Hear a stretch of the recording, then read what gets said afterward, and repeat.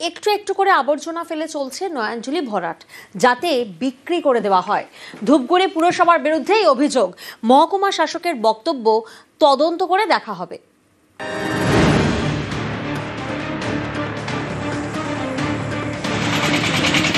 নয়নজুলিতে ফেলা হচ্ছে আবর্জনা।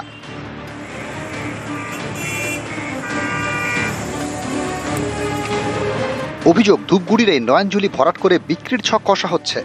এটা টোটালটাই অবৈধভাবে এই জমি দখল করার জন্য কিছু জমি মাফিয়া যারা আছেন, যারা রোডের আশপাশের জমিগুলোকে অবৈধভাবে দখল করে নিজের ব্যবসা এবং কাজে লাগানোর চেষ্টা করছে। যে এই এলাকার প্রশাসন যারা আছে, কাদের মদতে এই অবৈধভাবে কাজগুলো করা হচ্ছে, সেটা প্রশাসনকে দেখা উচিত। এখন তো ডাম্পিং গ্রাউন্ড ধূপগুড়িতে নেই। আমরা চাই শহরবাসী হিসেবে যাতে ধূপগুড়িতে একটা ডাম্পিং গ্রাউন্ড হোক, যাতে বাস্তুতন্ত্র ঠিক থাকে এবং শহর পরিচ্ছন্ন। এটা তো অবশ্যই প্রশাসনের দেখার দরকার।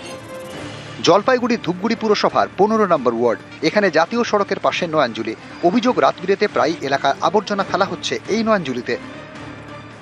ধূপগুড়িতে যে জলাভূমি ভরাট হচ্ছে তার একাংশ প্রশাসন যে মদত রয়েছে যে পরিষ্কার। ধূপগুড়ি পৌরসভা তারা নিজেরা রাতের বেলায় শহরের জঞ্জাল নিয়ে গিয়ে সেখানে জলাভূমি ভরাট করছে। সেই জায়গা দেখবেন অন্যত্র দখল করে অন্য কেউ বিক্রি করে দিয়েছে।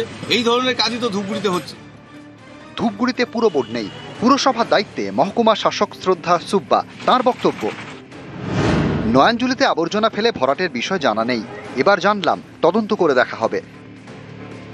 জলপাইগুড়ি ধূপগুড়ি থেকে রকি চৌধুরী, নিউজ 18 বাংলা।